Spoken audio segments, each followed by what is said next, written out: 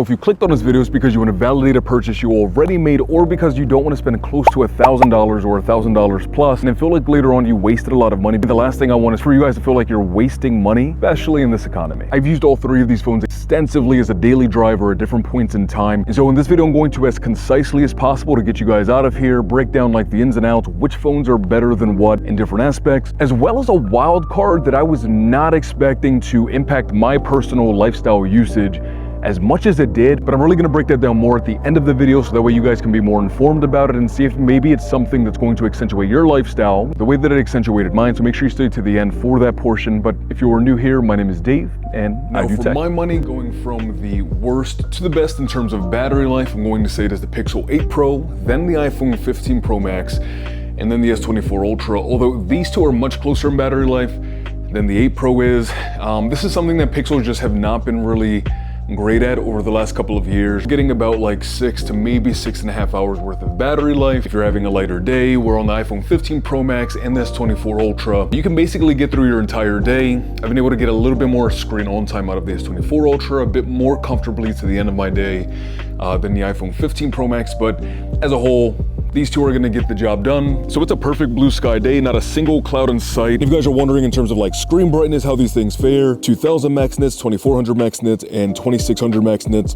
Bottom line, regardless of the numbers, in my personal experience, you're able to use every single one of these phones in broad daylight with absolutely no problem. Now, I want you guys to appreciate how I have to hold all three of these phones to make this comparison. So in terms of feel in the hand, and which one I think is most comfortable for me personally, which is very subjective, I would absolutely give it to the Pixel 8 Pro because it's more of that pebble shape, which for me feels the most comfortable. It's the lightest phone of the three, and because of the rounded body, it just fits more comfortably in like those little finger joints. And next up, I actually would say it's the iPhone 15 Pro Max, again, just because of the rounded edges, where on the S24 Ultra, you do have that more rectangular shape, and the edges can kind of sometimes stab the thumb padding in your palm. But in terms of one-hand usability, I absolutely have to say it goes the Pixel 8 Pro and then the S24 Ultra, even though it is by far the largest of the three phones, because you have Good Lock over here, which allows you to customize your phone in basically every way imaginable, giving you different gestures and swipes and angles to access everything that you want to access on your phone with one hand, even though it is the larger display. And even if you have smaller hands, and using traditionally large phones is difficult. So I'll definitely say Pixel, Samsung, and then iPhone. Now, looking at thermals for these three phones, I would say that the Pixel 8 Pro and the iPhone 15 Pro Max definitely get warmest the fastest under like normal loads. In gaming, for sure, the Pixel 8 Pro gets the hottest, the quickest, followed by the iPhone 15 Pro Max when you're gaming. But I feel like overall the thermals on the Galaxy S24 Ultra are, for the most part, no matter what it is that you're doing, pretty darn good. Now, if you are playing, say, like Genshin Impact at maximum everything, 60 FPS, you are still going to get some warmth out of the phone, but it's not going to get as hot as these two for sure. And if you guys are enjoying the video, I have a goal for the end of this year to hit 50,000 subscribers so I can work towards being a full-time content creator. I love making content here for you guys on the channel. So if you are enjoying, hitting the subscribe button and the thumbs up do go a long way to helping me out, and you get more content. Anyway, back to your video. If you guys are like me, you love playing games, the iPhone 15 Pro Max and the S24 Ultra can play absolutely everything at maximum everything, maximum texture settings, shadow quality, maximum frame rates with no problem. On the Pixel 8 Pro, you really can play like medium settings to maybe a medium high settings, but you're basically not really going to be maxing out any games that are like more graphically intensive, and that's absolutely okay because a lot of people are not going to want or need that. And realistically, this phone is several $100s cheaper than both of these. And so if you don't care too much about that, you do want to play some games and don't care about having the maximum quality settings, then this would be the way to go. And if you're like me, you love playing games, but because of life, the pockets of time you actually have to spend playing games is smaller than it used to be. And so when you do have time to play your games, you want to spend less time downloading them, less time loading them up, and more time actually like playing the games. And that's where Lexar's 1TB 4.0 NVMe SSD comes in. That's going to give you 1TB of storage to download even more games on your console and give you up to 5,200 megabytes per second in read speed and 4,700 in write speed. If you're not familiar with numbers, with like PCs and gaming and stuff like that, basically if you just picked up an Ally, or a Steam Deck, you're gonna be able to transfer files and load into your games faster than your console can out of the box. The Lexar's SSD also has SLC cache. Basically, again, all that means is that you're downloading games faster and you're loading into your games faster. These devices don't have the best, longest batteries, and so the SSD is actually going to automatically adjust its power consumption based on your device's load status. And so if you guys want to spend less time downloading and loading your games, then I'll have a link in the description down below for you guys, so that way you can actually spend more time, like, playing the darn thing. And of course, the speakers. And real quick before the speaker test, if you're wondering which of these phones charges the fastest, it goes in order. The Galaxy S24 Ultra, the fastest, then the PCle Pro, and then the iPhone 15 Pro Max.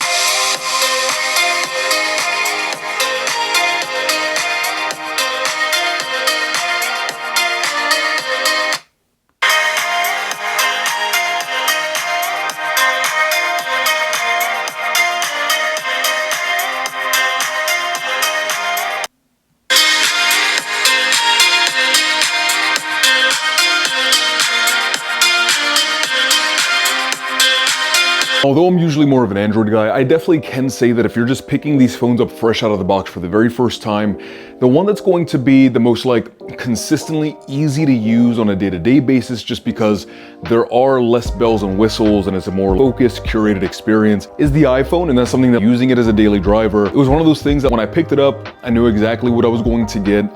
There weren't a lot of things that I could customize or mess around with, and that's a plus for a lot of people. For me personally, I enjoy that customization. I enjoy being able to tailor my phone experience a bit more to me. But if you're someone that doesn't care about those things and just want to pick up your phone and know that it works, the iPhone's a great way to go. Day-to-day operating software, smoothness, fluidity, and all of those things. I can genuinely say that all three of these devices are excellent in basically every single way. For a long time, Google was sort of like at the top of the pack with Apple, because Google really had a good sense of like software fluidity, a lot of those like really detailed, really tiny animations that just felt really good to use on a day-to-day basis.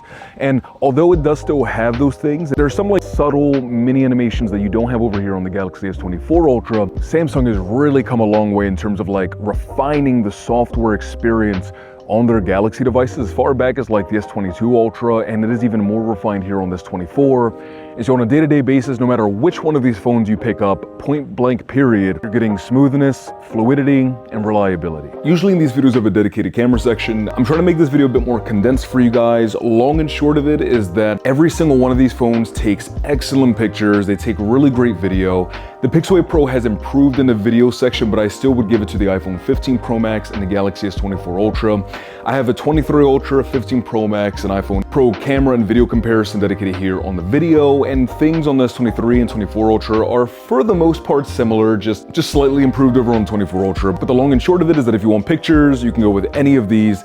If you want video, you're more than likely going to want to go with the 15 Pro Max first, and then the 24 Ultra as a close second. Now, the wild card I was discussing before is actually the AI implementation on both of these phones, and you'll be surprised to know that in, say, like the gallery app, for example, like when you're circling things to remove from your images, the Galaxy S24 Ultra does process those images faster, but in my experience, the PCle Pro usually processes those images better, and there's an entire suite of different AI implementation over on the Galaxy S24 Ultra, and I actually just did a day in a life video that will be pinned up here in one of these corners for you guys, basically like going through my normal work day and how the different AI features here on the 24 Ultra genuinely accentuate my lifestyle in a large variety of ways. So I would definitely check that video out after this one so you can see exactly what those implications might look like in your personal life. But also you have like the translation and AI functions like your text and Gmail and both. And those are just things that you're not getting on the iPhone 15 Pro Max. And I usually say with a lot of these things,